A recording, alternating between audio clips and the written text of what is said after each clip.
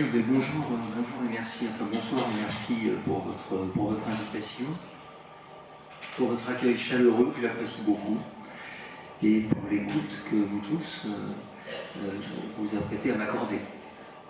Est-ce qu'on m'entend bien partout? Bon. Alors, nous allons parler de management, n'est-ce pas?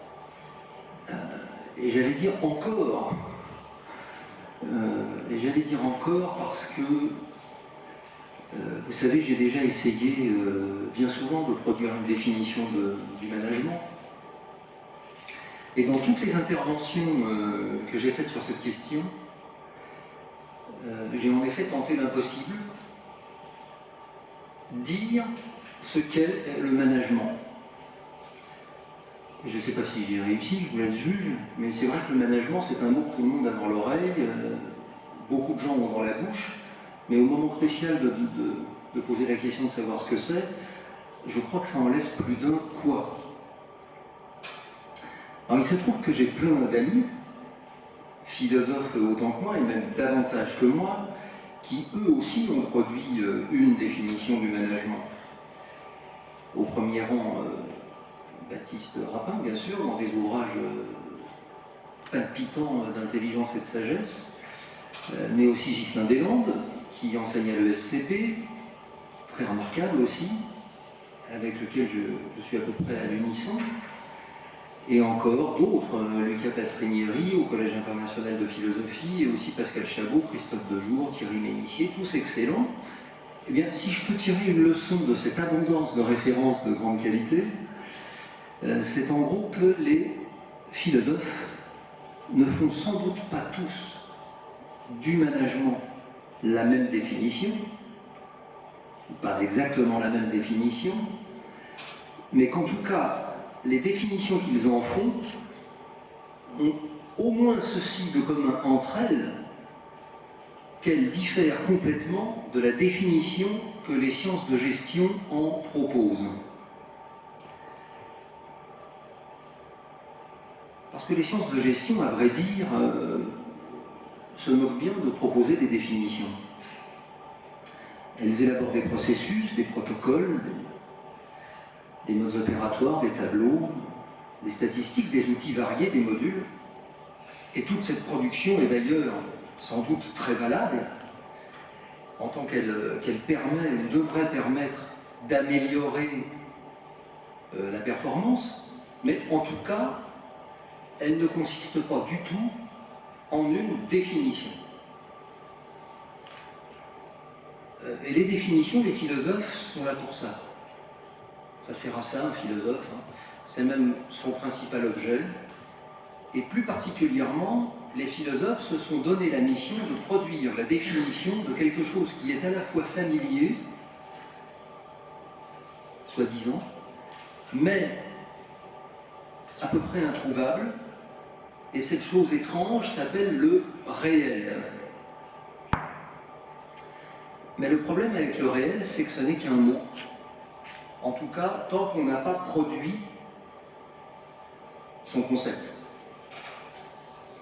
Et donc, quand un philosophe s'attache à étudier le management, il va se demander tout naturellement ce qu'est réellement le management. Ou ce qu'est le management réel, c'est-à-dire le management en lui-même.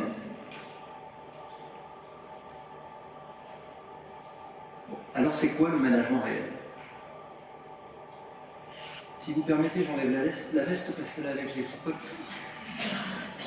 depuis on disait tout à l'heure que mai s'est passé en zone tropicale, on a des surprises bonnes, enfin. Alors le management réel, par définition, si j'ose dire, un management réel est un management qui n'est pas illusoire,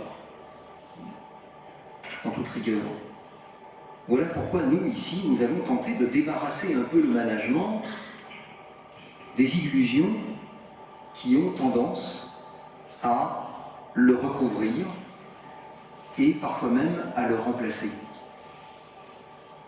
Et quelles sont ces illusions? On en a eu quelques exemples dans l'excellent film visionné à l'instant. Une de ces illusions, toujours diffusé avec toute l'onction rhétorique de la novlangue New Age et de son totalitarisme soft, est que le management sert à améliorer la performance des systèmes de production de façon à accroître les richesses générées par les dits systèmes. En ce sens, le management serait essentiellement un outil d'optimisation. De là, on pourrait parler non seulement de management des hommes, mais aussi, pourquoi pas, de management fiscal, de management des machines, ou même de management politique. Eh bien, pourquoi ne me semble-t-il pas que cette approche et que cette pratique, d'ailleurs généralisée, soient les bonnes? Parce qu'elles méconnaissent complètement une dimension, à mon avis, essentielle.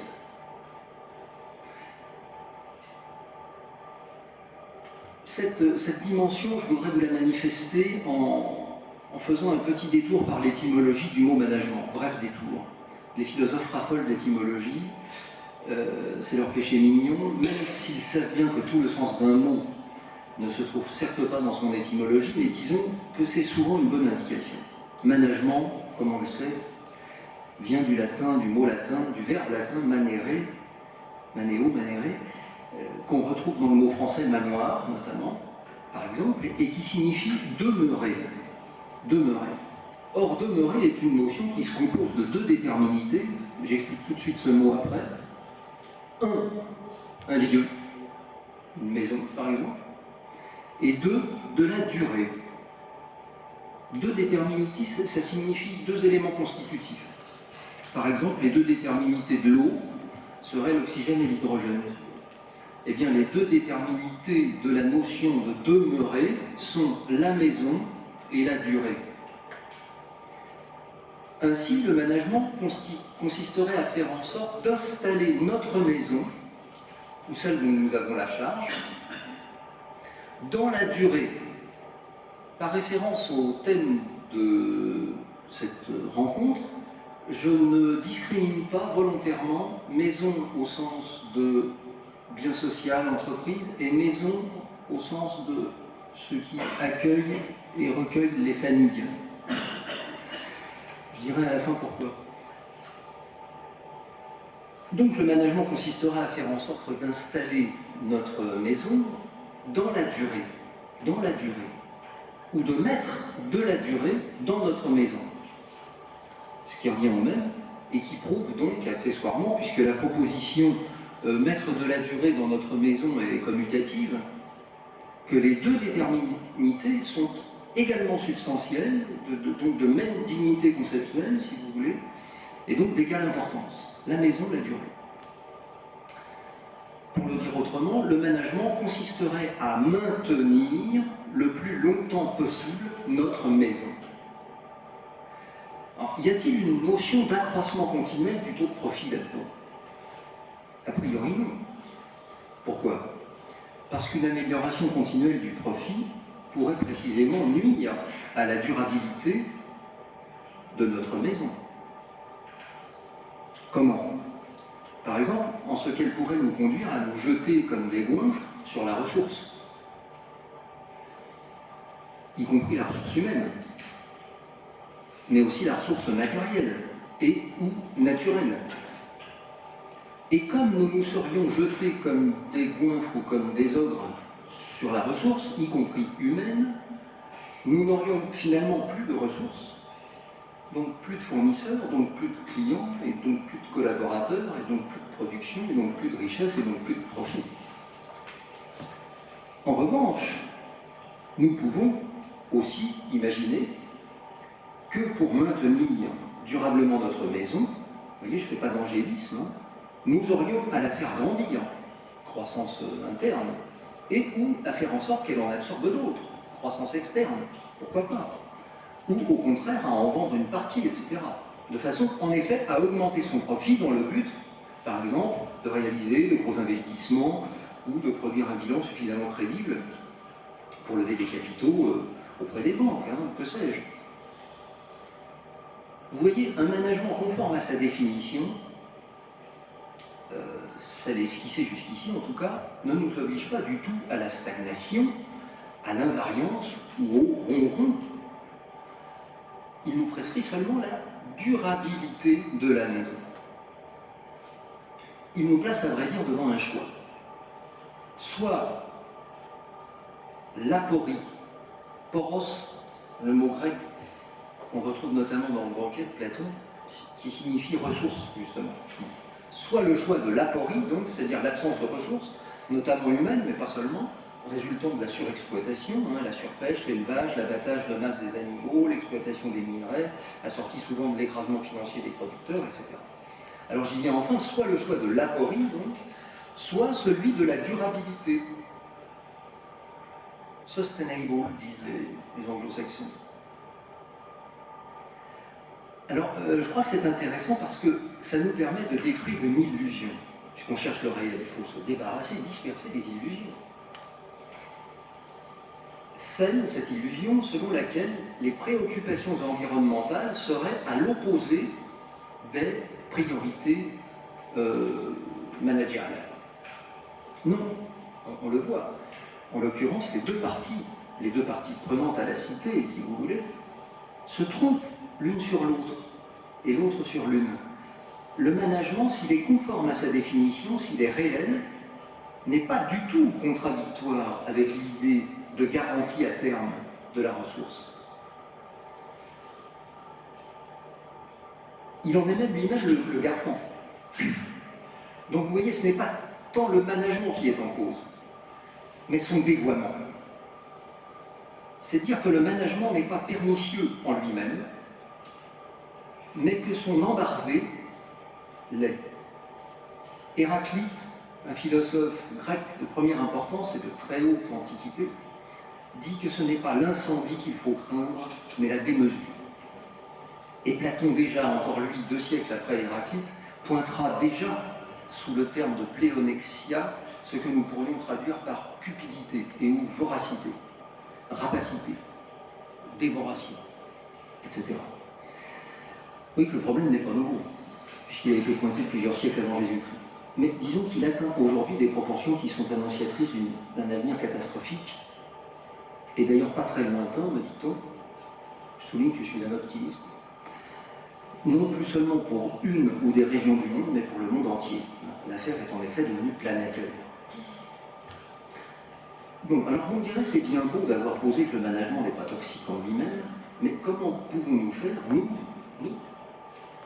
pour que sa pratique ordinaire ne soit pas toxique non plus dans les entreprises, là où nous avons à exercer notre métier, à passer une grande partie de notre vie, comment on fait?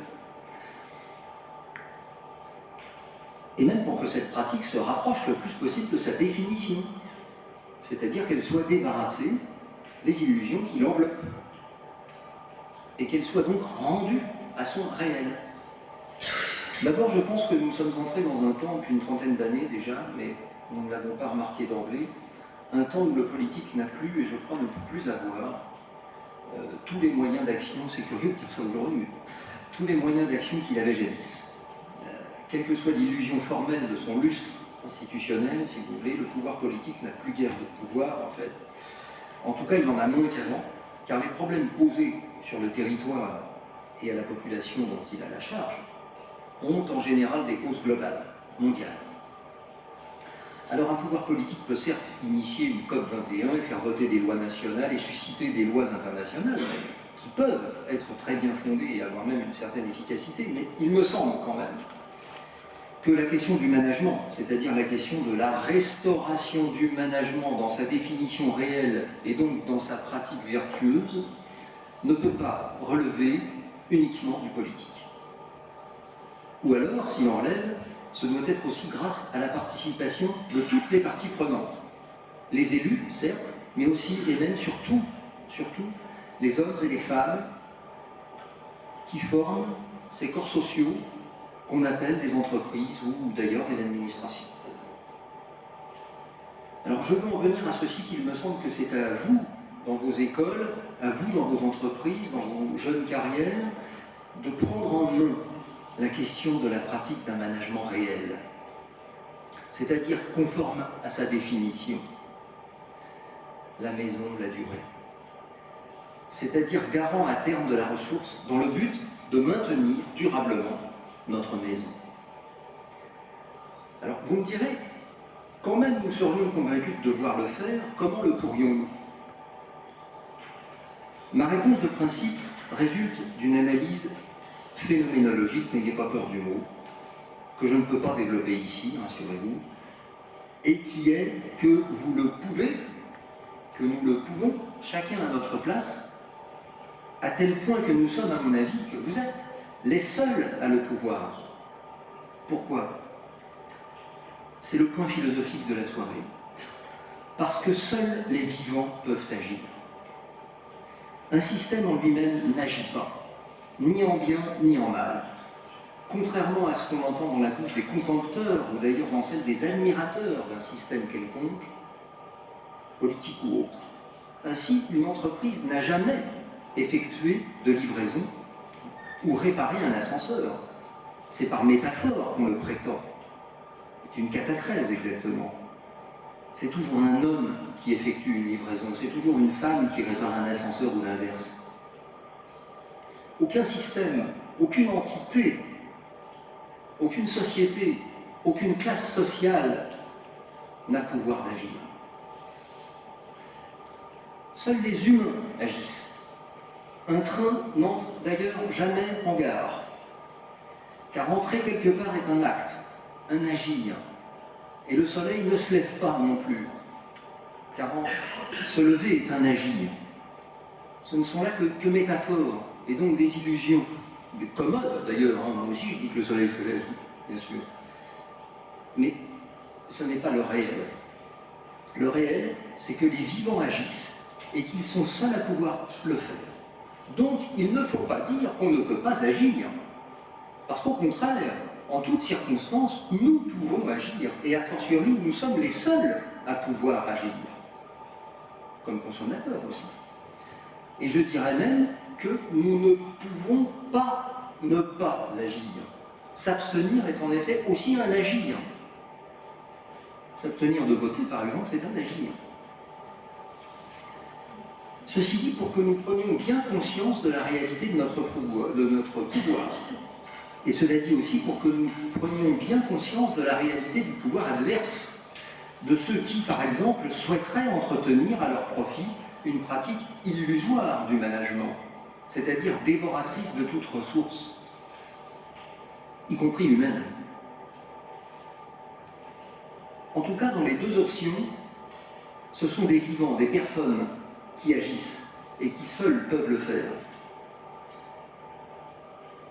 Cela s'appelle la responsabilité, terme qu'hélas toute une tradition philosophique ou pseudo-philosophique d'après-guerre, et notamment en France, a tenté, en y réussissant d'ailleurs provisoirement, je l'espère, de résorber dans la soi-disant primauté des circonstances, du contexte et autres paravents sociologisants auxquels notamment Jean-François Mattei tord joyeusement le cou, Mattei que Baptiste Rapin reprend avec talent et conviction, après en avoir été l'élève, et que j'ai moi-même découvert grâce à lui.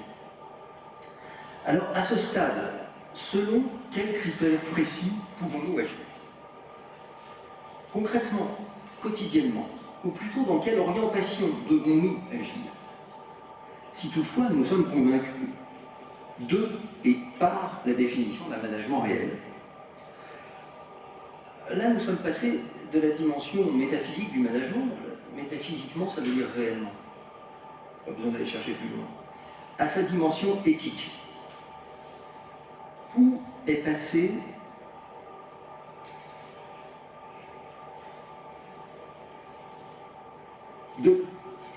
on est passé en fait de qu'est-ce que c'est à qu'est-ce qu'on fait. Alors, deux critères, je n'en vois finalement qu'un seul. Voilà. Deux critères, je n'en vois finalement qu'un seul, ou plutôt, j'en vois beaucoup, mais qui reviennent finalement au même, je vais simplifier. Ce seul critère, donc, à mon avis, j'y insiste beaucoup parce que lorsque j'interviens dans des entreprises, notamment, et notamment devant des patrons de boîte ou des cadres dirigeants, notamment chez Forcia, par exemple, tout récemment, c'est le critère de la motivation. C'est quoi la motivation? Ce n'est sûrement pas ce qui jaillit par réaction à un stimulus. Une prime ou un coup de pied aux fesses. Ce sont des stimuli. La motivation, elle n'a rien à voir avec ça. Ça peut être éventuellement une stimulation, mais en aucun cas une motivation. La motivation, elle nous est intérieure. C'est un autre nom de la vie elle-même. Or, la vie, elle vit, comme la rose s'épanouit, sans pourquoi, dit le poète Angelus Silesius, sans raison qui nous soit vraiment perceptible. Elle est justifiée par elle-même et c'est tout. C'est ainsi que tous les discours qui procèdent du dogme de la remotivation se trompent et nous trompent sur la définition, encore une fois, de ce qu'est la motivation. La motivation, dès lors que vous ne l'empêchez pas de fleurir, pour filer la métaphore, elle fleurit. Et c'est bien le sujet. Arrangez-vous, arrangeons-nous pour ne pas empêcher la floraison de la motivation. De la motivation au travail notamment. Et fuyez autant que possible, quel que soit votre statut dans les entreprises, fuyez autant que possible les boîtes dans lesquelles la motivation est empêchée. Vous voyez, vous pouvez agir à deux niveaux. Soit en ne pratiquant pas vous-même la démotivation de vos collaborateurs. Je ne détaille pas, je pourrais le faire, on pourra en parler. Soit en fuyant les entreprises dans lesquelles cette démotivation est à l'œuvre. À la fin de l'opération, même si elle est toujours à renouveler, les gens valables, valeureux, les vrais managers, et quelle que soit leur place dans les organigrammes, encore une fois, se retrouveront dans les bonnes entreprises, au sens indiqué, et les faux managers dans les mauvaises entreprises, souvent les moins durables d'ailleurs. Alors, si vous voulez savoir comment on démotive et comment on favorise la motivation simplement en ne la démotivant pas, je vous renvoie facultativement à mes publications et conférences précédentes. Mais que vous soyez sensible à la manifestation de ce critère finalement unique, car il contient tous les autres, de l'absence ou non de motivation, parmi les personnes composant une entreprise ou une administration, que vous soyez sensible à ce critère, cela ne peut pas résulter seulement d'une compréhension de ce critère, je veux dire d'une compréhension au sens intellectuel du terme. Il ne suffit pas de dire j'ai compris, car il ne suffit pas de comprendre pour agir. Il faut encore adhérer, et même, je dirais, incorporer, s'approprier comme sien ce critère. Et je vais vous dire, c'est finalement très simple. Je n'ai pas dit facile, je dis simple. Pourquoi ? Parce que pour remarquer la motivation ou son absence chez vos collaborateurs, ou chez vos hiérarchiques, selon les cas,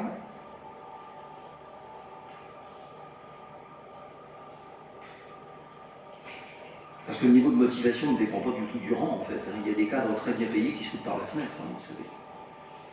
Donc pour remarquer la motivation chez les autres, et aussi et surtout en vous-même, il faut avoir développé préalablement un don. Mais rassurez-vous, ce don tout le monde l'a. Et quel est-il ? C'est d'être en vie. C'est d'être en vie. Je ne connais en effet pas un vivant qui ne soit pas en vie. Quoique je me demande parfois si nous ne sommes pas entourés de morts vivants, et si même nous ne serions pas devenus tels nous-mêmes, à notre insu. Eh bien non. Pour nous assurer que nous sommes bien en vie, on va simplement vérifier que l'absence de motivation dans le cœur des gens qui nous entourent au travail, voire même notre propre démotivation, parfois la mienne, nous est encore ou non une cause de souffrance. En effet, si vous êtes sensible à la souffrance d'autrui, si vous êtes sensible à votre propre souffrance, si vous pouvez vous en étonner, vous en révolter, et donc souffrir de votre souffrance en quelque sorte, alors ça veut dire que vous êtes en vie. Car la vie, voyez-vous, n'est rien d'autre que le sentiment que vous avez d'elle. Cette affirmation, là encore, résulte de présupposés phénoménologiques considérables que je ne peux pas développer ici. Mais en résumé, cela suffit que des pratiques managériales qui ne tiendraient pas compte de l'absence de motivation et donc de la souffrance d'autrui seraient des hérésies managériales et que donc il faudrait les discréditer. Un, en ne les faisant pas nôtres, et deux, en fuyant les entreprises dans lesquelles elles ont cours. De même seraient à fuir les entités dont le top management aurait remarqué une démotivation, mais qui, incapable d'en produire une définition rigoureuse, croirait pouvoir la faire redémarrer, en quelque sorte, comme une machine, en usant d'artifices de stimulation. C'est complètement différent. Quand j'étais gosse, j'espère que ça ne se fait plus, on nous présentait des grenouilles décérébrées sur des paillasses en cours de sciences naturelles, et on demandait de provoquer une réaction en touchant un nerf de la cuisse, hein, je ne sais quelle horreur de ce genre. La grenouille, enfin moi je m'y refusais, je prenais des heures de colle pour ça, mais la grenouille, on peut dire qu'elle était stimulée, oui, elle l'était, mais motivée, je ne pense pas vraiment. Toute entité telle qu'une entreprise ou une administration dans laquelle les personnes n'apparaîtraient pas d'abord en tant que telles, comme personnes, c'est-à-dire comme des vivants caractérisés par le sentiment d'être en vie, c'est-à-dire la joie de vivre et de vouloir vivre, la motivation si vous voulez, mais apparaîtraient d'abord, voire uniquement comme des fonctions, comme des éléments d'un ensemble productif, comme des rouages. Voilà une entreprise ou une administration qui seraient des illusions managériales. Et il faudrait donc les fuir comme la peste. La démotivation est d'ailleurs à peu près aussi contagieuse que la peste. Il faut le savoir. Et elle peut être tout aussi mortelle. Et pas seulement à l'échelle régionale, comme la peste d'autrefois, mais à l'échelle mondiale. Alors quand je dis à fuir comme la peste, c'est peut-être un peu pessimiste. Et j'en termine là. Presque. Si vous me sonnez les cloches. Quand je dis à faire comme la peste, donc c'est peut-être un peu pessimiste, vous pouvez choisir au contraire de rester dans une entreprise érigée en illusion managériale et de lutter. Mais lutter, ça ne veut pas dire passer votre temps à revendiquer ou à faire des piquets de grève, qui sont parfois utiles d'ailleurs, mais ce n'est pas la question ici, c'est une autre chanson ça. Ici, je veux dire lutter en faisant en sorte de faire évoluer, de modifier la pratique en cours dans votre entreprise.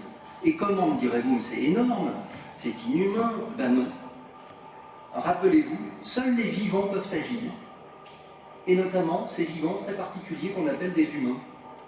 Donc, non seulement agir est humain, mais c'est strictement humain. Et concrètement, comment on fait? On va essayer d'user la santé, vous allez me dire, ben non. C'est en ne le faisant pas qu'on s'use la santé.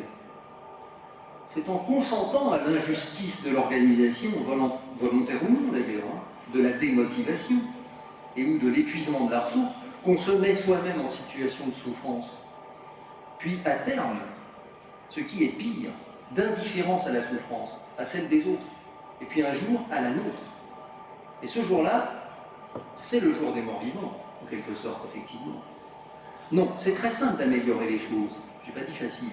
Il suffit de vous-même vous reconnaître et vous vouloir, je dis ça notamment aux plus jeunes, mais c'est valable à tout âge, comme des personnes, dans votre dignité de personne vivante, s'atteignant elle-même dans le sentiment de vivre et la joie que ce sentiment prodigue.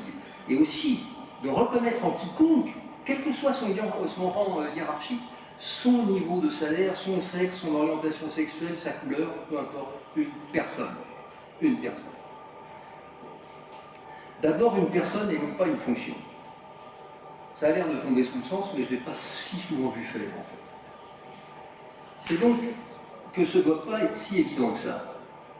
Eh bien vous verrez qu'alors, comme par enchantement, et en vérité je crois que c'en est un, en instaurant vous-même cette pratique dans votre propre vie, professionnelle ou non d'ailleurs, vous allez devenir contagieux. Vous allez voir que vous allez vous répandre comme une traînée de poudre. Et que tout en étant plus heureux de vous-même, vous allez embellir tout votre entourage, toute votre boîte, et le monde entier, dès lors que les vivants auront pris conscience du pouvoir infini qu'ils détiennent en étant en vie. Et on ne se prend non pas eux-mêmes simplement pour des rouages ou des fonctions, mais pour des humains et des vivants agissants. Alors bien sûr, il y aura des réticences, des réactions, des oppositions, des pratiques erronées mais installées, mais je vous demanderai de faire attention à une chose que je crois très importante et que je ne cesse de me demander à moi-même aussi, en premier lieu. Est-ce que l'essentiel des réactions, oppositions et pratiques erronées n'ont pas d'abord cours en moi-même? est-ce qu'ainsi je ne serais pas parfois responsable, à mon niveau, de ce que la contagion de la démotivation soit plus fulgurante que celle de la motivation? Bon, je vous laisse là-dessus, ce qui n'est pas très sympa, j'en conviens, mais croyez-moi, la contagion des forces de démotivation et d'épuisement des ressources, des forces de tristesse, celle des forces de mort en un mot, ne peut avoir cours que parce que les vivants ont oublié qu'ils peuvent agir et que le couvent, à mon avis, ils le doivent. Alors vous allez me dire juste un mot, quel est le lien avec la vie privée, puisqu'il était aussi question de ça, notamment dans le film que nous avons vu. Quel est le lien? Je vous dirais que ce que je viens de prétendre à propos de la sphère professionnelle s'applique exactement, adéquatement aussi à la sphère privée. Nous ne sommes pas moins des vivants dans une sphère que dans l'autre, et nous n'avons pas affaire à des vivants dans l'une et à des non-vivants dans l'autre. Dans les deux cas, et je crois que c'est à méditer, nous avons à nous prendre nous-mêmes et à prendre les autres pour des personnes et non pour des fonctions. Merci.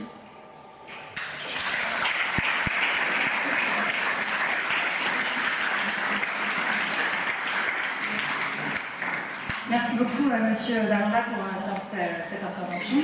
Donc, on va pouvoir poursuivre maintenant avec la troisième partie de cette rencontre, donc le débat. Je vous laisse la main pour introduire le débat. Oui, c'est la partie la plus importante de la soirée, en tout cas depuis que je suis entré en scène, elle n'a pas encore eu lieu. La partie la plus importante, la plus intéressante pour moi et j'espère aussi pour vous, elle commence maintenant. Je vous invite vraiment maintenant à me tomber dessus avec des questions, soit pour des précisions, soit pour manifester une opposition à ce que j'ai dit. Moi je suis quelqu'un qui suis même prêt à changer d'avis si on fait des contre-propositions étayées. Oui, monsieur.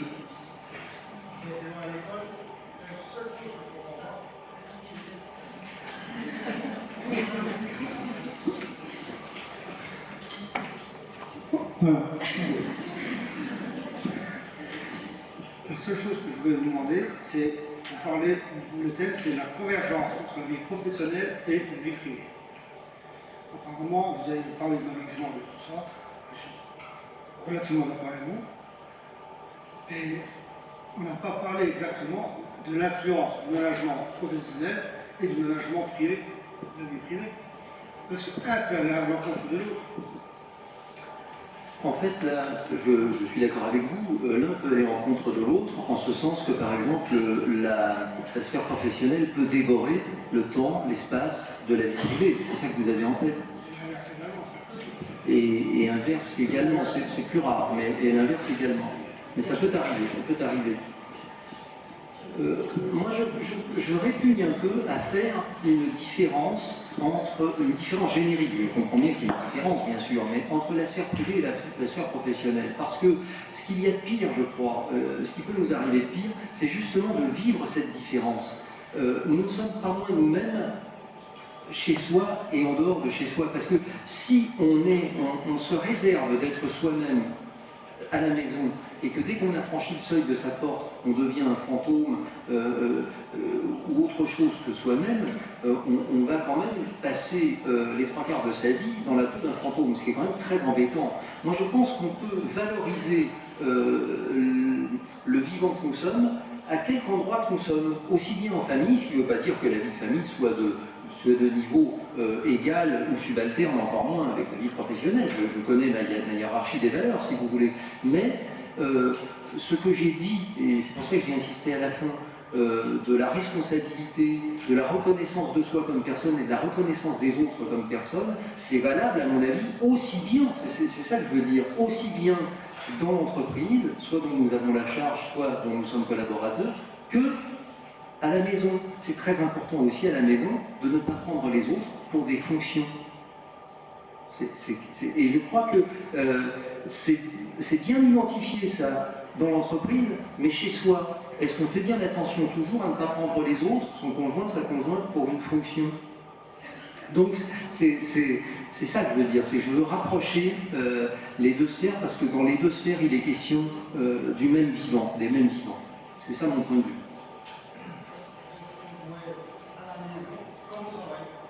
Oui, je pense. Le travail et à la maison. Oui. c'est pas possible. Oui. Mais on doit être le... J'ai des responsabilités. Quand j'arrive là, je garantis, c'est bien démocratique. Non mais d'accord, non, mais bien sûr, ça, je suis d'accord avec vous. Non mais... Non, mais en fait, c'est... En fait, oui, mais c'est quand même la même pièce. Donc, si vous voulez, les deux faces de la monnaie, les deux faces de la pièce de la monnaie, ce sont des attributs de la pièce, si vous voulez, ils ne changent rien au fait que vous avez une seule pièce, que vous avez une seule vie, que vous êtes un seul homme, un seul vivant. Maintenant, évidemment, selon qu'on est à la pêche ou au troquet, on ne se comporte pas de la même façon. Selon qu'on est dans l'entreprise ou chez soi, on ne se comporte pas tout à fait de la même façon. Mais sur le fond, j'insiste là-dessus, sur l'unité affective du vivant que vous êtes. Quelqu'un qui serait radicalement différent, qui s'obligerait en plus à être radicalement différent à l'intérieur et à l'extérieur, vivrait un état de tension permanent qui finirait, à mon avis, par le rendre malheureux. Et très malheureux, parce que pour moi, le bonheur est un résultat de la cohérence. Il faut le plus possible être ce qu'on fait et faire ce qu'on aime. C'est une recommandation personnelle. Donc moi, juste une petite question. Donc, du coup, selon vous, on peut être bien au travail et arriver à la maison, enfin, plutôt être mal au travail et arriver à la maison et être bien comme ça d'un coup. Alors, je crois que... Je pose la question à vous, mais aussi à tout le monde, à toutes vos expériences. Je tiens un mot et puis après on ouvre le... Évidemment, je souhaite à tout le monde d'être mieux chez soi qu'au travail. Ce serait terrible, ça, de ne pas être bien chez soi et être bien au travail. Ce sur quoi j'insiste, c'est que je n'aime pas porter à un niveau générique l'opposition privée-professionnelle. Je tiens beaucoup à cette idée qu'il faut au contraire s'appuyer sur les forces vives que nous avons, que nous sommes, pour que notre vie, aussi bien chez soi qu'au travail, on sait bien qu'au travail il y a des contraintes particulières, mais chez soi aussi il y en a, soit la plus radieuse possible. Je l'ai abordé en quelques mots. Hein. Mais s'il y a une différence à établir, à mon avis, elle n'est pas tellement entre privé et professionnel, elle est entre ce qui met intérieur, la motivation, et ce qui met extérieur, la stimulation. Ça c'est beaucoup plus radical, à mon avis, beaucoup plus authentique comme séparation.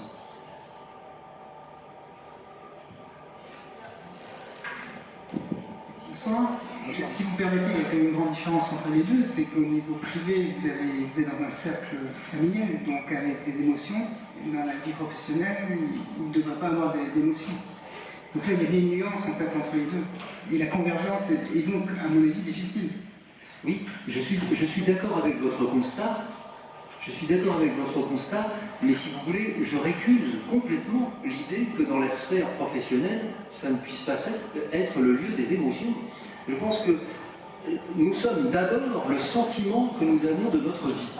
Dès lors que vous faites abstraction par une sorte d'amputation chirurgicale gravissime, à mon avis, amputation des émotions ou des sentiments dans la sphère professionnelle, on se prépare, aussi bien les managers que les managers, on est tous l'un et l'autre en fait, on se prépare à justement ce qui arrive aujourd'hui, en grande partie, à instaurer les personnes comme des fonctions et finalement comme des objets, ce qui, à mon avis, a un retentissement à terme, y compris sur le taux de profit des entreprises, parce que les personnes qui ne sont plus prises comme telles, mais comme des fonctions, vous constaterez indubitablement que leur niveau de motivation baissera. Alors à ce moment-là, on les change, hein, vous me direz. Mais il n'empêche que pour l'ensemble de la société, on se met sur un toboggan, à mon avis.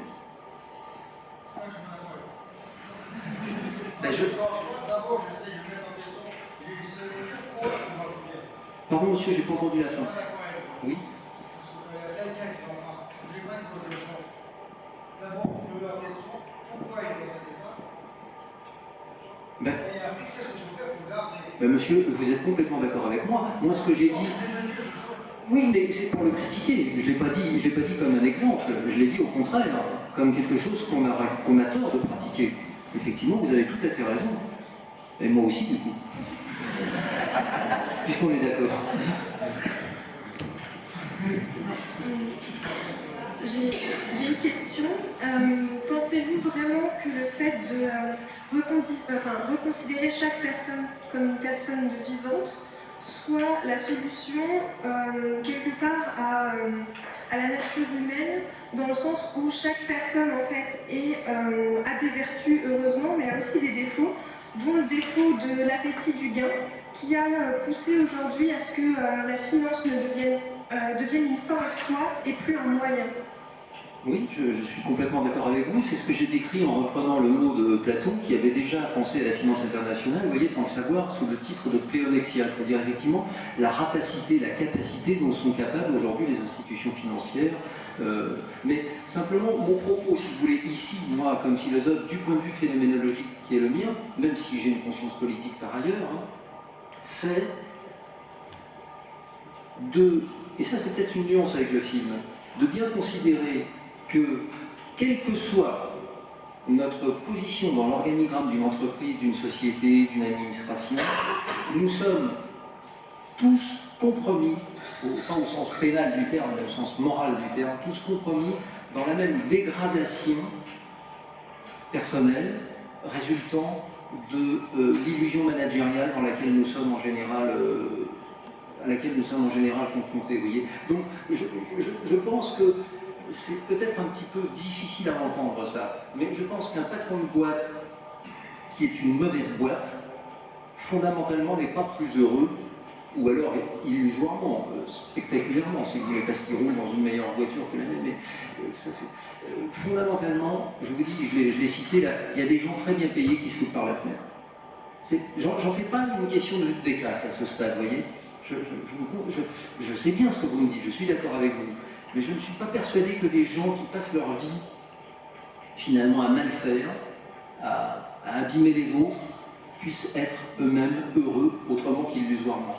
Donc c'est vraiment le système complet qui doit être, à mon avis, radicalement bougé par cette nouvelle vision des vivants comme tels. Voilà. Alors, j'ai une petite question. On parlait donc d'être soi à la fois au travail et aussi chez soi, enfin dans la sphère privée. Est-ce que vous ne pensez pas qu'aujourd'hui, avec la valeur travail qui a évolué, où en fait le travail n'est plus le seul lieu de réalisation personnelle, que du coup il y a un impact sur la motivation et que chaque manager a des encres de carrière complètement différentes, justement à prendre en compte qu'on ne peut pas demander le même niveau de motivation puisque la réalisation de soi au travail est totalement différente. Oui, j'entends bien que le travail n'a jamais été la seule occasion, la seule circonstance de l'accomplissement de soi, qui est un terme d'ailleurs lointainement hérité d'Aristote. Simplement, on ne confond pas, ou alors plutôt je dirais avec une petite nuance que le travail en grande partie reste cette occasion d'accomplissement, mais je ne réduis pas le travail au travail posté qu'on fait dans une entreprise. Il y a plein d'occasions de travail, de mettre en œuvre son énergie autrement. Et effectivement, voilà, je ne peux dire qu'une chose, c'est que je suis d'accord avec votre regard sur les choses. Si vous voulez, ce qui est important pour un vivant, c'est-à-dire pour nous tous, c'est de s'éprouver vivant. Nous ne cherchons que ça. Dans les plaisirs que nous cherchons, dans le fait de manger un bon repas, de partager avec des amis, nous ne cherchons que simplement qu'à nous éprouver toujours davantage comme vivants. Bon, toutes les occasions sont bonnes pour ça, simplement certaines sont réelles et d'autres sont illusoires. J'aime beaucoup votre définition du management, si vous permettez. Maintenir la maison dans la durée, je trouve que c'est sympa comme définition. Est-ce que vous avez un outil, ou des outils ou des moyens pour faire comprendre à certaines hiérarchies que le mépris et la démotivation permet simplement de détruire ou la maison ou la durée de cette maison? Oui, monsieur, j'y ai fait une petite allusion, mais effectivement, le mépris dans lequel on tient certaines personnes et qui consiste justement à ne les prendre que pour leur fonction, est un puissant outil de démotivation. Je suis d'accord avec vous. Est-ce qu'il y a un moyen de le faire comprendre? La pédagogie, c'est la répétition, si vous voulez, c'est la force de conviction. Parce que je pars du principe, avec une relative bienveillance et peut-être une certaine naïveté, mais enfin, à mon âge, elle est quand même un peu éprouvée maintenant. C'est que, quel que soit notre interlocuteur, moi, je m'adresse toujours à des vivants. Quand je m'adresse au patron d'une boîte internationale, je me fous complètement de son statut. Il voit tout de suite dans mon œil que ça m'est complètement égal qu'il ait 5 ou 6 barrettes. Je m'en fous. Donc, et là, je commence moi-même par m'adresser à une personne. Moi, je ne dois rien à personne. Je m'adresse à une personne. Et ce que je recommande dans les entreprises, c'est que quel que soit le niveau de hiérarchie qu'on ait, on s'adresse à l'autre d'abord, je dis bien d'abord, ça ne veut pas dire exclusivement, comme à une personne. Voilà. Alors, évidemment, le mépris, si vous voulez, c'est un outil dissolvant pour la motivation. Je suis tout à fait d'accord avec vous. Comment le faire comprendre en l'expliquant?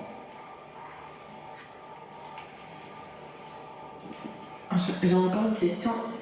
On entend beaucoup parler en ce moment de l'entreprise libérée, ces concepts-là. Hein.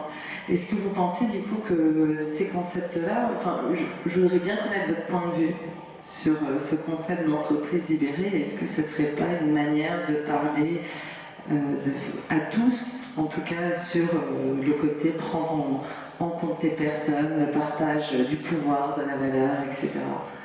Bon, je pense que vous avez raison.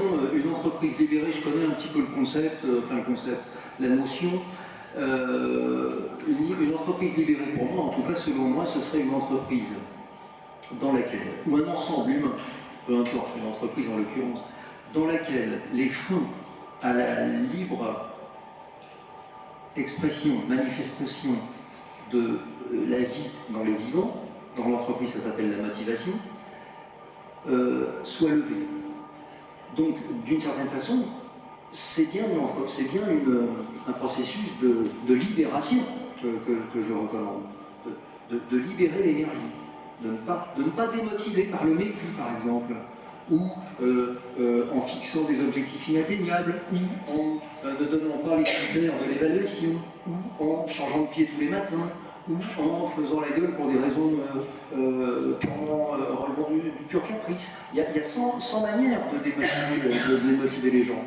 Bah, une entreprise libérée, c'est une entreprise dans laquelle ces freins auraient été levés. Et à ce moment-là, la motivation fleurit.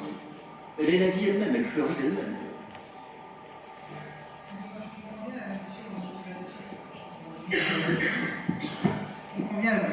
Je comprends bien la notion de motivation dans le milieu de l'entreprise. La motivation dans la sphère privée est un peu plus complexe à comprendre. Est-ce que vous pouvez juste nous éclairer un petit peu sur ce point? Je crois qu'il y a aussi plein d'occasions, hélas. Alors là, je ne parlerai plus tout à fait de motivation, parce que si vous voulez, il y a une connotation, une caractéristique très pro dans le terme de motivation. Mais il s'agit de la même énergie. Dans la sphère privée aussi, j'ai plein d'occasions de limiter la motivation, c'est-à-dire finalement la joie de vivre et la joie d'exprimer sa vie des personnes qui m'entourent. Ça m'arrive aussi tous les jours. Simplement, j'essaie de moi d'en prendre conscience et de l'éviter au maximum. Je ne veux pas rentrer dans les détails, mais nous les avons tous à l'esprit. C'est chaque fois que nous prenons l'autre, conjoint, enfant, parent, pour une fonction. Pour une fonction. Vos enfants ne sont pas d'abord des élèves, ils sont d'abord des humains, d'abord des vivants. La mienne, compagne, n'est pas d'abord un objet qui sert à faire la cuisine, un objet sexuel, c'est d'abord une personne. Bon, dès lors qu'on commence par mettre l'ordre des raisons dans cet ordre-là, il y a un gain qui se voit tout de suite, qui est immédiat. J'allais dire, je vous assure, vous n'êtes pas obligé de me croire sur parole, puis vous ne m'avez pas attendu pour le faire, mais je crois que c'est ça l'enjeu. C'est ça l'enjeu.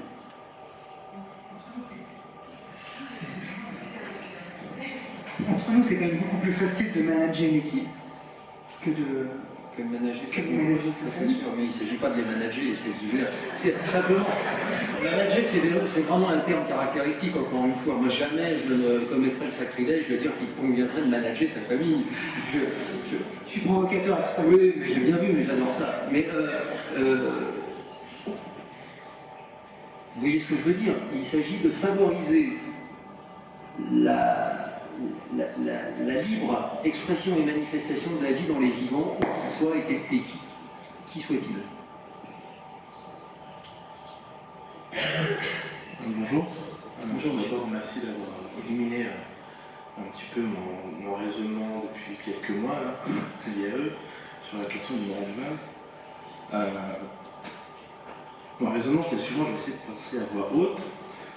J'ai plein de questions à vous poser, je vais essayer de vous en poser qu'une seule. Comment, dans une entreprise, finalement, le point qui m'a... Ce dont on a le plus éclairé, c'est la question de la vie, cette notion de vie sur la motivation. Je me suis longtemps intéressé à la question de la motivation chez les managers, et je m'intéresse de plus en plus à comment les managers qui ne sont plus motivés peuvent motiver leurs équipes. Finalement, comment quelqu'un qui n'a plus de vie peut donner la vie. C'est bien ça, si je comprends.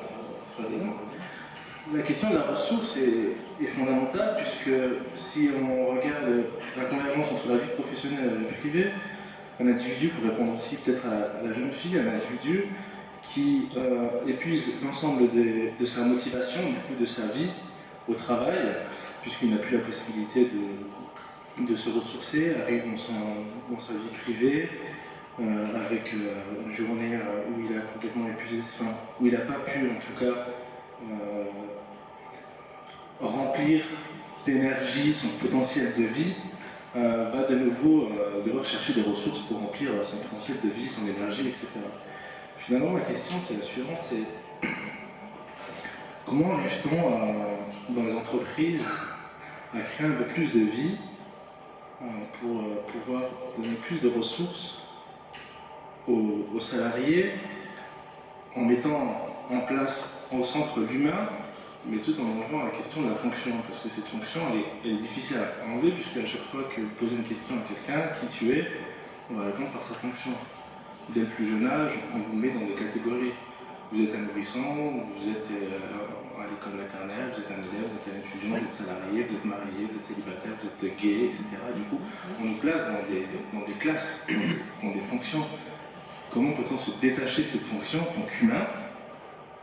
Et comment les entreprises peuvent faire en sorte de détacher les humains de ces fonctions pour être un peu plus en vie? J'ai essayé de résumer. Merci beaucoup, non, mais merci beaucoup de la question. Ça va me permettre de préciser une chose et j'espère vous répondre par la même occasion. Je n'ai pas prétendu qu'il fallait supprimer les fonctions. J'entends bien qu'on ne demandera pas la même chose à un ingénieur civil et à un marchand d'allumettes. C'est pas du tout chacun a sa fonction, c'est tout à fait normal. Je dis qu'il faut simplement s'adresser aux gens d'abord comme des personnes. D'abord les considérer, les voir comme des personnes, c'est-à-dire capables d'éprouver plus ou moins joyeusement leur propre vie. Voilà. C'est une question d'ordre des raisons, vous voyez. Pardon? D'utopie? Non, il y a des entreprises où ça se pratique, surtout quand je suis passé. Oui. Donc, non, la vie... Oui, je suis d'accord, on peut entraîner les gens à aller au-delà de la propre fonction. Enfin, j'en suis convaincu et je pense que ça marche vraiment pour avoir travaillé avec des enfants. C'est même en deçà, en fait. Mais je pense que dans les entreprises aujourd'hui, surtout quand vous arrivez dans des grosses multinationales, des gros groupes, c'est quasiment impossible de se dire ce monsieur-là, le directeur, qui a sa place réservée, qui vient avec son gros 4x4 ou même sa voiture écolo aujourd'hui, puisque c'est la mode, hein, exactement. Comment je peux aller au-delà ou en deçà de sa simple fonction? Alors ça, c'est, j'allais dire, devenu plus simple qu'avant. C'est parce que les gens que vous décrivez à l'instant, c'est-à-dire les patrons de très grosses boîtes, ils ont observé une chose, que ce en général pas des gens idiots, hein. Ils ont observé que la pratique managériale ordinaire finissait par avoir un retentissement négatif sur le taux de profit. parce que, et donc, si vous voulez, commencer à parler de portefeuille à des patrons de boîte, ils entendent, et ils font des analyses, ils se disent on a mis tous les outils en place, on est super performant, on a amélioré la productivité, on a cassé les silos, on a amélioré la relation entre les services, on a défini des buts clairs, etc. Et pourtant, les gens sont de plus en plus démotivés. Et pourtant, il y a de plus en plus de turnover. Et pourtant, les meilleurs n'arrêtent pas de se barrer de chez moi. Donc, ils sont face à un mur, ils ne comprennent pas, ils sont perplexes. Et à ce moment-là, ils se posent la question. Et à ce moment-là, on les aide à la poser. Et effectivement, les choses changent. Mais je n'oublie pas que le monde n'est pas le ciel, hein, et que la perfection n'y est pas. Simplement, ce que nous avons à faire, nous, c'est à nous efforcer chaque jour, là où nous sommes, de faire progresser cette cause. C'est une question de mise en œuvre de la vertu. Je reviens d'un mot simplement, puis après je laisse la parole à d'autres. Je ne pense pas que la vie soit... vous m'avez fait penser un petit peu, mais je vous dis ça en plaisantant, à ce qu'on voit dans certains jeux vidéo, si vous voulez, on va recharger son potentiel de vie à la prise, le niveau d'énergie vitale remonte. Non, la vie n'est pas de cet ordre-là. Hein. La vie est d'un ordre dont on ne va pas développer d'ailleurs les caractéristiques ici. La seule chose que je sais, c'est qu'aucun vivant, comme disait Michel Henry, ne s'apporte lui-même dans la vie. Simplement qu'elle est reçue. C'est tout ce qu'on peut faire. On est dans un état de totale passivité par rapport à elle. Mais simplement, je tiens que la vie n'est pas qu'une caractéristique des vivants, c'est la puissance qui nous donne à nous-mêmes, en quelque sorte, qui fait que nous sommes instaurés nous-mêmes comme vivants. C'est une puissance infinie. C'est une puissance infinie et nous n'avons absolument pas barre sur elle. Nous ne pouvons que l'apprécier, l'accueillir ou la rejeter dans le pire des cas. Mais voilà. Et nous ne pouvons pas la caractériser, pas vraiment la définir, pas ici en tout cas. Donc nous ne pouvons pas agir directement sur elle, sûrement pas l'orienter, sûrement pas l'augmenter, sûrement pas la détériorer. La seule chose que nous pouvons faire, c'est ne pas l'empêcher chez les autres et chez soi. Le fond de l'affaire. Je prends la parole. J'ai bien aimé votre conclusion, à savoir votre invitation à vivre dans sa vie professionnelle et à vivre dans sa vie privée. Sous-entendez-vous par là que la relation entre la vie professionnelle et la vie privée, c'est vous-même. C'est-à-dire, si je me sens bien dans mon travail, je vais me sentir bien dans ma vie privée et vice-versa. Je pense que vous avez raison, et je pense même que, en fait, c'est une relation non pas à deux, mais à trois. C'est-à-dire que si je suis conforme au vivant que je suis, à ce moment-là, je serai bien et dans ma vie privée et dans ma vie professionnelle, si vous voulez. C'est quand même rare que quand on est en souffrance dans sa vie professionnelle, on ne soit pas très emmerdant chez soi. Et réciproquement. Excusez-moi, est-ce que la difficulté finalement, c'est pas de susciter l'adhésion de l'autre aussi? Parce que c'est une démarche effectivement qui doit venir de soi, mais que ce soit dans la sphère privée ou professionnelle, si l'autre n'est pas réceptif à cette démarche-là, ça ne va pas fonctionner. La relation est toujours dans deux sens. Oui. Et est-ce que c'est pas finalement la principale difficulté aujourd'hui, parce qu'on voit l'émergence de différentes formes de travail, des startups, des gens qui repartent sur des fonctions complètement différentes, des gens qui ont fait des études et qui repartent vers des métiers plus manuels, etc., parce qu'ils y trouvent plus de sens. Est-ce qu'au final, la réflexion n'est pas plus vaste que la simple relation, je dirais, managériale? Un manager, il va requérir l'adhésion, je pense, de la personne managée. Vous êtes d'accord avec ça? Normalement, oui. C'est quoi la dimension supplémentaire? Alors, la dimension supplémentaire, c'est que vous avez des gens qui ne sont pas forcément préparés à la fonction et qu'il faut les aider. Disons, je pense que dans ce que vous proposez, où effectivement il y a d'autres formes de management qui sont possibles et qui peuvent émerger, il faut avoir l'adhésion aussi bien de ceux que vous avez au-dessus que de ceux que vous managez finalement. Et ça, je pense que c'est pas forcément si simple que ça. Ah, à mon avis, il n'y a rien de plus difficile que le manager. Si c'est ça la question, il n'y a rien de plus difficile. Je ne vois pas ce qu'il y a de plus difficile. Simplement, un élément de réponse. Il aurait fallu que je réfléchisse plus longtemps, là, j'avoue, à ce que vous me dites. Mais je réagis comme ça spontanément en vous disant que il n'est pas question de dire que il suffit de... Vous voyez, on n'est pas chez... C'est pas un projet de beatnik que je viens de dire. Là. Je ne dis pas il suffit de libérer la vie, etc. Vous voyez, avec des petites fleurs. C'est pas la question. C'est que, évidemment, un manager, il a des savoirs techniques à imprimer ou à implémenter, comme on dit aujourd'hui, chez la personne qui est sous sa responsabilité. Et de même, lui doit acquérir et d'une certaine manière adhérer à des projets qu'il n'a pas lui-même produit. Je suis tout à fait d'accord avec vous. Mais ça, ce sont des savoirs que je dirais secondaires. C'est-à-dire qu'ils viennent en second. Ça ne veut pas dire qu'ils ne sont pas importants. Ça ne veut pas dire même qu'ils ne sont pas cruciaux. Ça veut dire simplement qu'ils sont secondaires. Vous ne pourrez les accepter, y adhérer d'autant plus facilement que si préalablement vous avez été vous-même prise comme une personne. C'est ça que je veux dire, c'est simplement ça. Hein. C'est beaucoup, mais si vous vous adressez à quelqu'un en requérant son adhésion, il faut d'abord que vous l'ayez pris pour quelqu'un, pour une personne. Voilà. C'est ce que je dis. Ça a l'air très simple, mais simplement ça se doit guère. La plus grosse difficulté aujourd'hui, c'est qu'on a un défaut d'adhésion. On parle plus de burn-out, on parle de bore-out ou d'autres phénomènes. Oui, c'est une autre manifestation d'une souffrance. Mais cette souffrance, avant de se demander pourquoi les gens n'adhèrent pas, il faut se demander s'ils n'ont pas finalement un peu raison de ne pas adhérer. Et puis deux, qu'est-ce que j'ai mal fait moi-même pour qu'ils n'adhèrent pas? Je pense. Merci en tout cas. C'est moi qui vous remercie.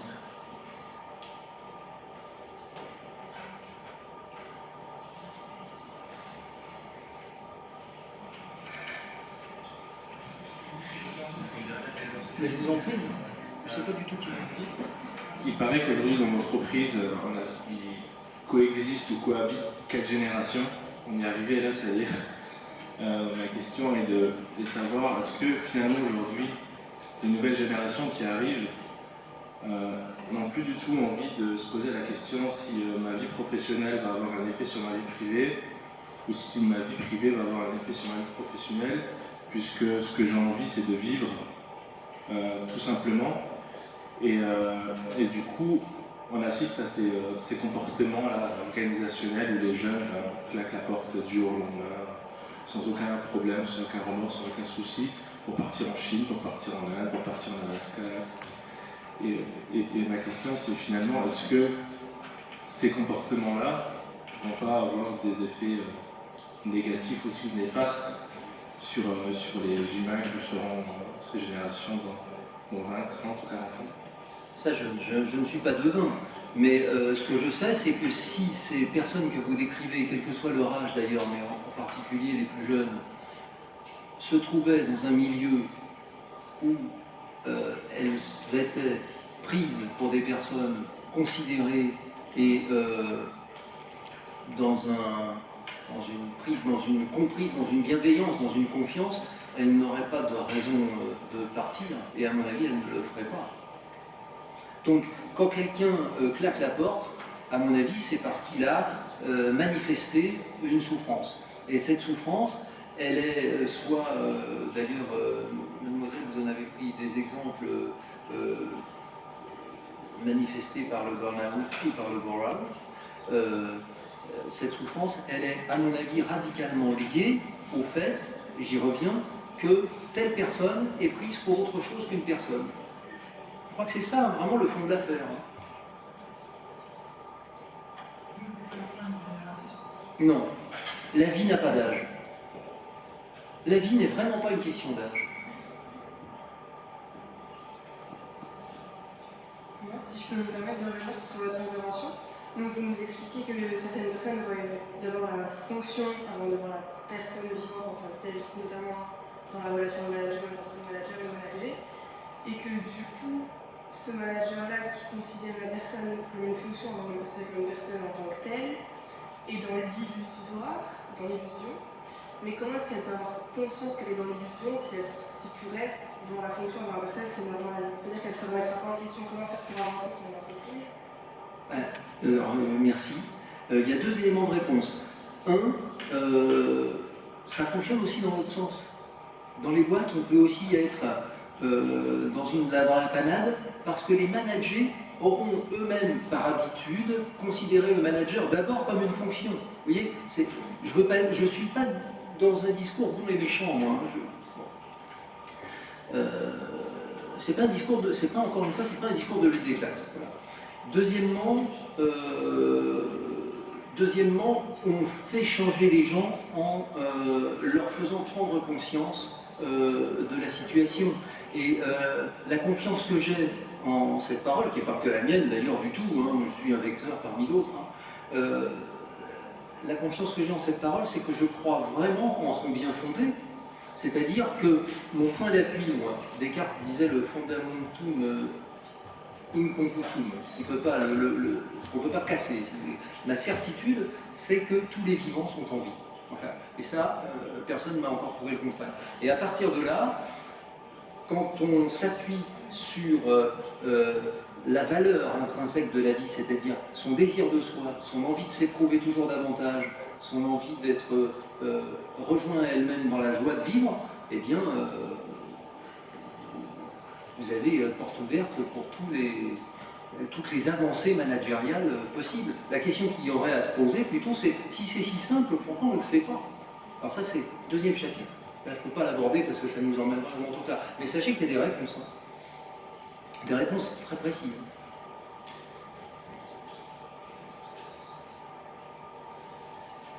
Oui? Ah oui.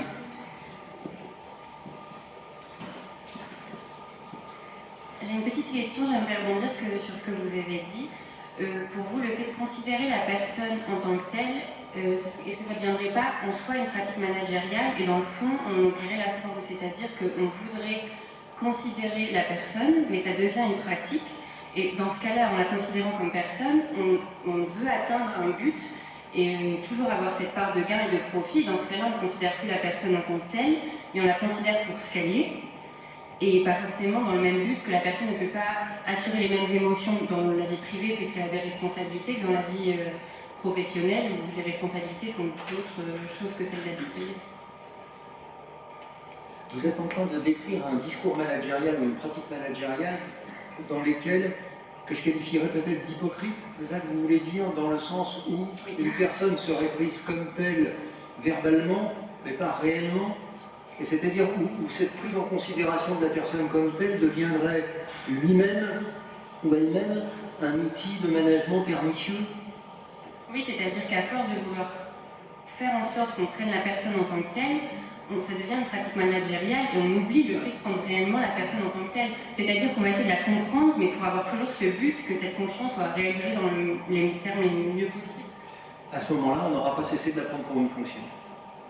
D'accord. Mais... Et donc, on aura gagné quoi? D'être passé pour un hypocrite en plus d'être passé pour un bourreau. Mais même si la personne en face se sent prise comme personne.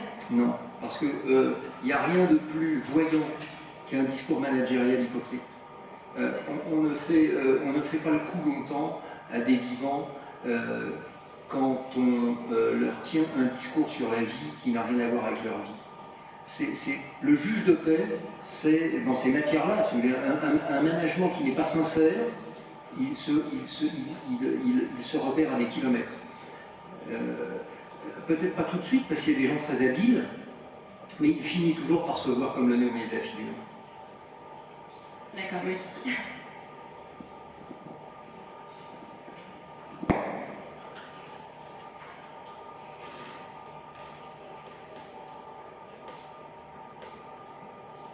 Ça a été riche, ça a été dense, ça a été passionnant pour moi. Si vous avez encore des questions, je les prends volontiers. Sinon...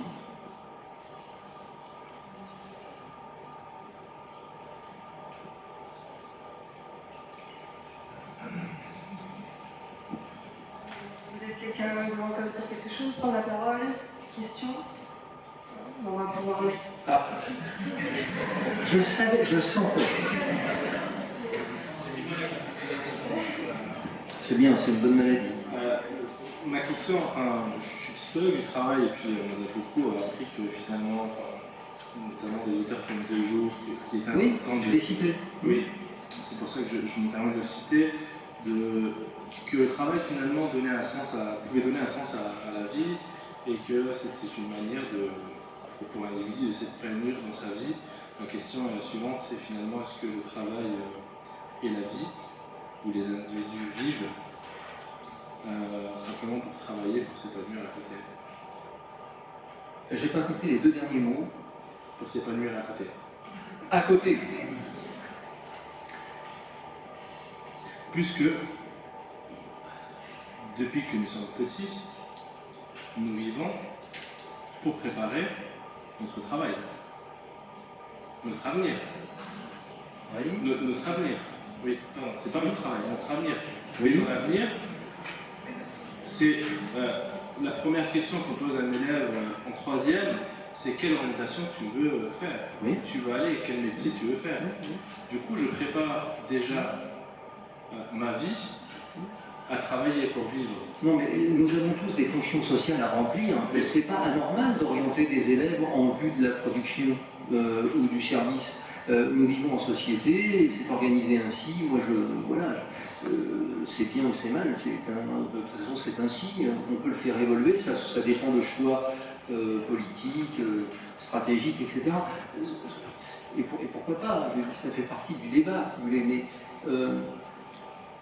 ce que je veux dire, en tout cas, comme philosophe, c'est vraiment, encore une fois, comme disait l'autre, j'allais dire Descartes, c'est l'ordre des raisons. C'est-à-dire, vraiment, je ne nie pas qu'il faille considérer les autres aussi comme des fonctions, comme les fonctions qu'ils occupent, hein, mais d'abord, ça veut dire en premier, comme une personne. C'est assez simple en fait, ça se voit, ça se manifeste ça dans la façon qu'on a de s'adresser aux gens. Très concrètement, quand vous recevez un mail de quelqu'un, vous lui répondez. C'est une pratique qui disparaît, ça. Les gens ne répondent plus aux mails. C'est parce que simplement, on se fout pas mal du fait que c'est une personne qui l'a reçu. La seule chose qui compte, c'est qu'une donnée ait été transmise à un exécutant. Bon, mais ça, c'est destructeur, vous voyez. Ça tient à des choses extrêmement précises comme ça, si vous voulez. On n'est vraiment pas dans la stratosphère, là. Hein. Ça veut dire ça, s'adresser à des personnes et prendre conscience qu'elles sont des personnes, et non pas d'abord des fonctions. Ensuite, ça ne veut pas dire que dans le mail que je fais à un subalterne, ou un subordonné, ou un collaborateur, je ne lui donne pas une consigne. C'est tout à fait légitime de donner une consigne, vous voyez. Ça veut dire d'abord une personne, après une fonction, à qui on donne une consigne. Si j'ai pas répondu, vous me relancez, hein, parce que...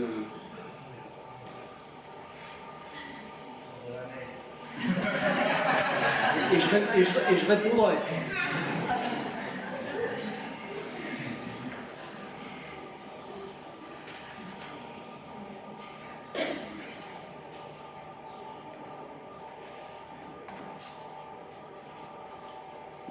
Vous avez encore des questions?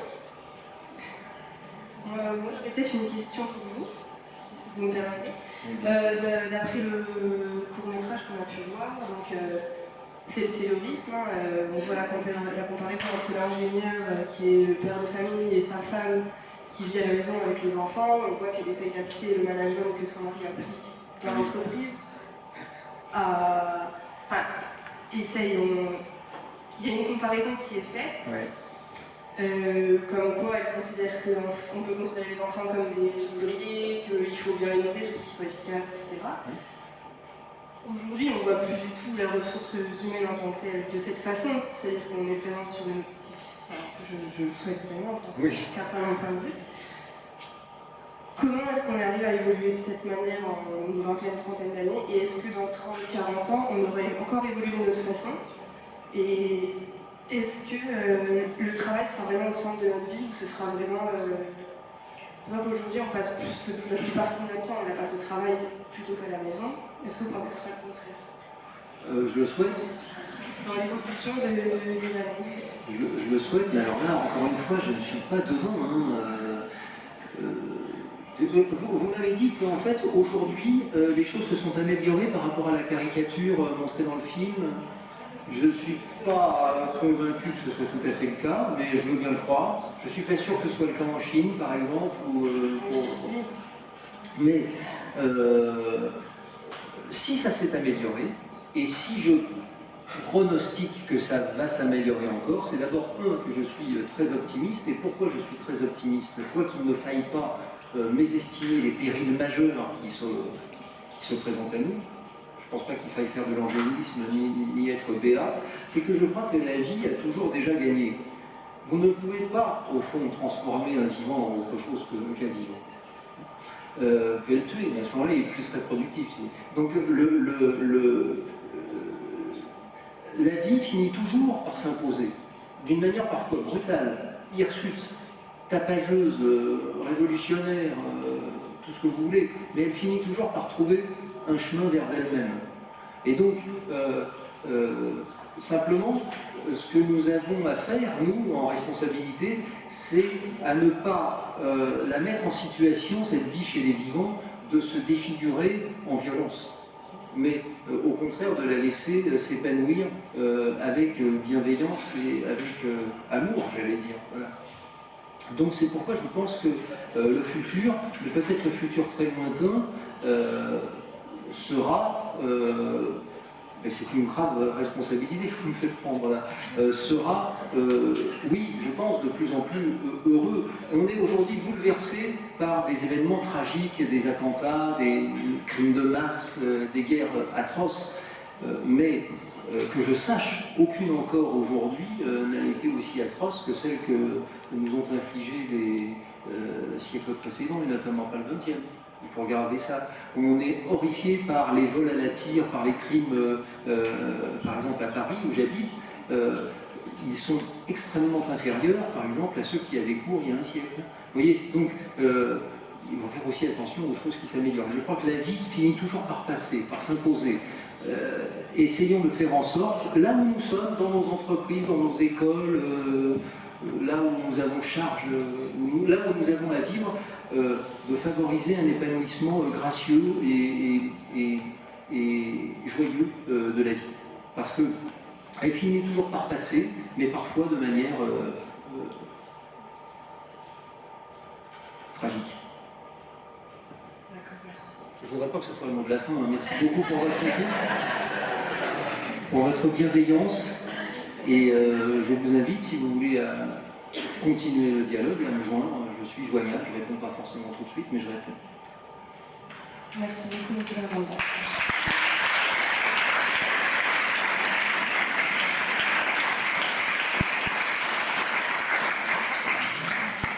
Donc, on arrive à la fin de cette conférence. Toute l'équipe du projet tenait à vous remercier particulièrement de vous être déplacés et d'être venus. C'est qu'en semaine, à cette heure-ci, c'est un peu compliqué, on a tous nos fonctions à assurer. Je fais passer ma personne avant. On tient donc particulièrement aussi à remercier Thierry Lavanda de s'être déplacé jusqu'ici pour nous accorder son point de vue et son intervention, mais aussi plus particulièrement l'IAE, l'Union Générale, et M. Baptiste Rabin, notre responsable de master, qui nous a permis de nous inviter.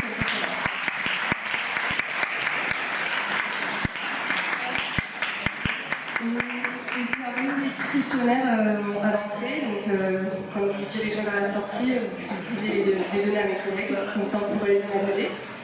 Et on vous souhaite à tous une bonne soirée et une bonne continuation. Merci.